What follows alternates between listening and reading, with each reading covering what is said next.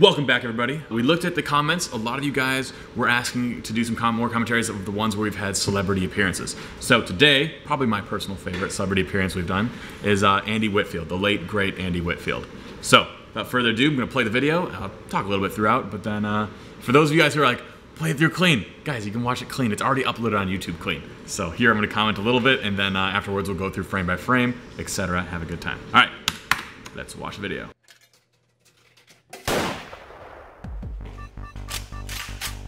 Action! Dude, Andy. So this entire thing was shot in one day. And it's pretty a simple plot. It's pretty much just gotta level absolutely everybody and use the mechanics of Time Crisis, which is like slow advancement, kind of auto on rails movement, and you taking shots. But we took a little bit of creative license with that. Get him on the right. I get the left.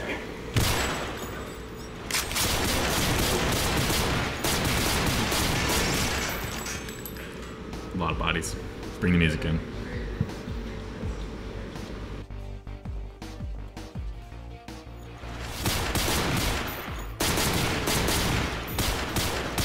That's me up on top there.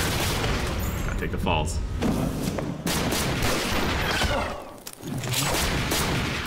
Dude, Andy's super tough. He was in the middle.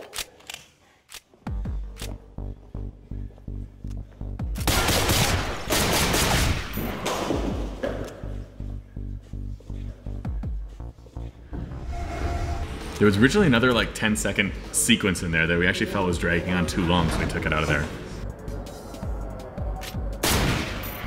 Get out of the way! Oh, come on.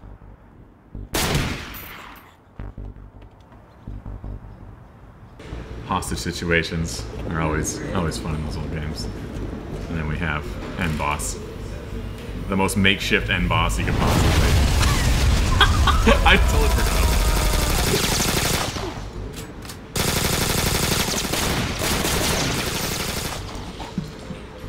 that. Andy, I need a quarter. Dude, Freddy's down. Pop that right in the machine. Back up, the old trick in the book. The finger trick.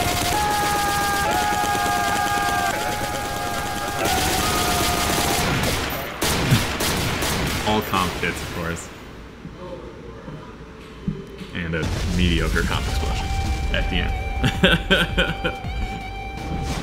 Celebrity appearances kind of come in different ways for different videos, often by either the celebrity reaching directly out to us. In this case, it was through mutual representation, where the people that were representing us at the time were also representing Andy Whitfield. And so it kind of put us together, like, you know what, Andy's getting right back into acting right now, and he wants to, you know, do something. They showed him our videos, and he's like, man, that looks like so much fun. Is it as fun as it looks, you know, in the final product of film? They're like, it's even funner. So it put us together, more fun. Put us together in a room, we talked about it, we're like, you know what, let's do something with Time Crisis. So he's like, I love Time Crisis. He's like, well, how long are you gonna need to film? Because this is right before he was going back to film Spartacus season 2. So the story with Andy Whitfield, unfortunately, is that he filmed Spartacus season 1 and he was diagnosed with cancer, and so the show, which was kind of one of the rare, you know, awesome moments of the industry, they waited for his recovery. So he was just so excited. So this opening scene, he came over and he was just like, he was just in it to win it, you know, like he was just so excited. And I guess to wrap up, to finish that story, so unfortunately, after he went back and started training camp, he never actually got to filming because the cancer came back, and it ended up being fatal for him.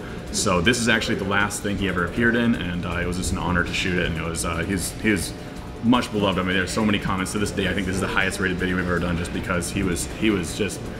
It really showed through his personality on screen that he was just a joy to be around, and I guess, like, you know, just an all-around great guy, both on screen, off screen, personally, non-personally. People just were kind of drawn to him. He's magnetic. So it was really an honor to do this, and I was glad that at least he got to film, you know, something before the worst happened, and so we got something out. So I'll always remember this filming day was as like just such a super special time. It just kind of reminded me like why it was, you know, so fun to do this. You know, recall that this is shot with a single camera, so every single one of these shots is shot throughout the course. So this is like minute 1, we're through this. Minute 3, 4, you know, we're shooting these shots. Minute, 8, we're onto these shots. It just keeps, just go.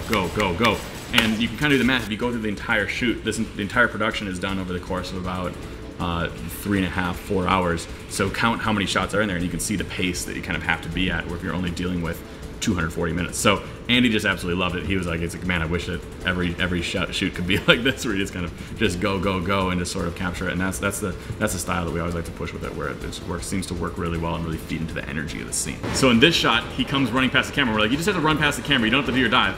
But Andy was so excited that he was doing his dive on every single take, no matter what, if it was showing or not. And we're like, dude, you don't need to do that. Like, you're gonna get tired, you know, if you do that all day. And he's like, no, I'm fine. And like, he didn't realize yet, I think, how fast we intended to shoot, and that like it's literally shoot this angle, cut, reset, shoot the next angle, cut, reset. And so after like 4 or 5 takes, he's huffing and puffing, and he's going, okay. It's like, I don't need to go so hard, so fast. I need to go. But so, and as you see, he just full on commits to this dive. He was doing this. There's a mattress behind there from the jump on. He was doing this every single take, regardless of what angle it was. So he probably did this jump about 12 times in under 12 minutes, probably like 8 minutes. And after that, he's like, okay, I'll listen. You're right. If it's not on, save it for when it's on camera. Reloads, always a must in action scenes. Super fun. I don't know why so many action movies they don't do proper reloads. Like, reloads are almost more fun than the shots of shooting, you know. Reloads are where you get to really get creative. Freddy comes out here, slides on the cardboard. Fun trick. If you do a butt skid on cardboard, you can do it way better. If you just commit to it, you'd be surprised that it's not painful at all. You just kind of go for it, and away you go.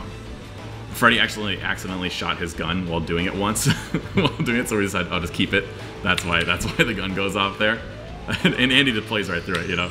Pop up, take one guy out. These are the blowback airsoft, so a lot of these are all real blowbacks here. I'm now set up top there. This is my big stunt. Everyone was really worried about me jumping off here, but this was like one of our old, you know, tricks that we picked up from the Hong Kong movies, which is pile of boxes. Actually works pretty well as a crash pad. So I'm up there about, I don't know how high that is, 15, like 12 feet or something like that, about two head heights, and jump down, land on the boxes, so you can see. Key to it is just committing. You can't put your leg down, can't stick anything out really, otherwise it'll get caught and get hurt. Up here, this is a reference to favorite action movie of all time, Hard Boiled. Hard Boiled, there's a one take in there where Chow Yun-fat and Tony Leung do a switch sides, and John Woo ramps it down to like half frame rate during it. So wanted to kind of throw that in there as a little Hard Boiled reference for those who follow up on their old you know, the best of action movies. If you haven't seen Hard Boiled, do yourself a favor.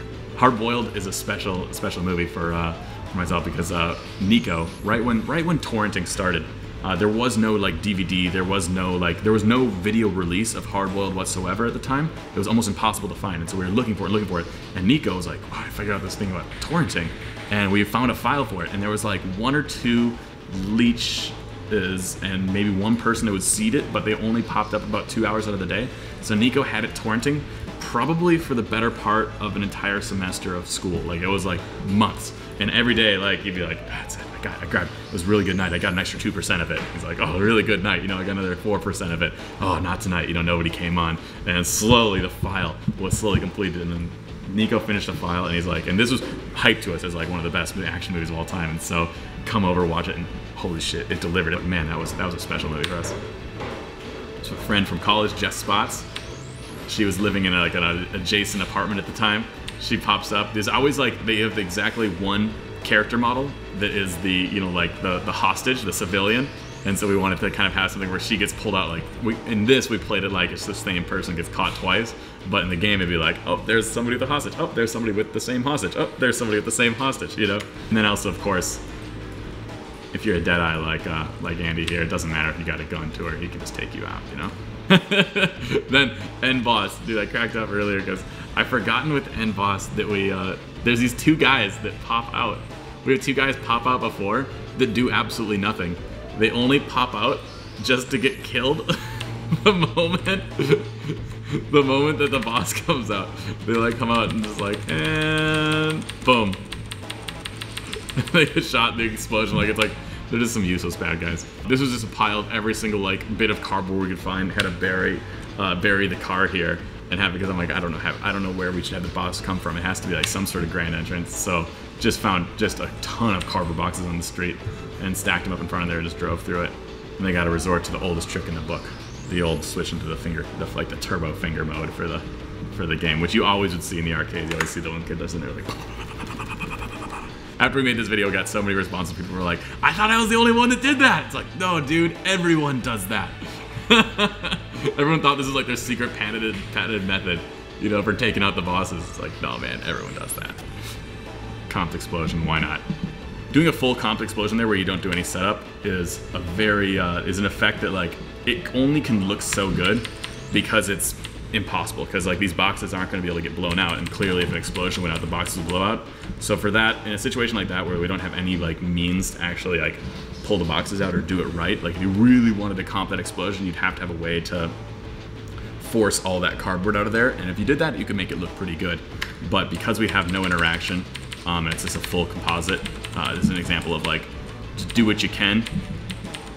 Don't fall too in love with the shot and just cut out of it, cut away from it when it gets to be too long. The intention was only to have it there for a few frames, so it works out, it's good enough. If you were to actually do the explosion, then obviously you'd hold on it for quite a few more frames. A little wrap up, got time, obviously the same. Whitfield pulled in a little bit of a higher score, because he took out a few more guys. And that is Time Crisis. So, thank you guys so much for watching. Glad you guys are enjoying the commentaries. We sort of break it down. Every one we put out, there's been more and more people saying, like, you know, getting more and more tweets. People are requesting them, so I'm glad you guys are enjoying them. We'll keep doing them as long as you guys want to keep watching them. And yeah, see ya next week. Later. And it all wraps back up again. UVing's really boring and shitty, and there's nothing artistic about it. But it has to be done, basically. And I mean, it has a lot to do with Kanye has seen our video, and he didn't think it was very good. He didn't laugh a single time as it was described to us. He watched it and he went,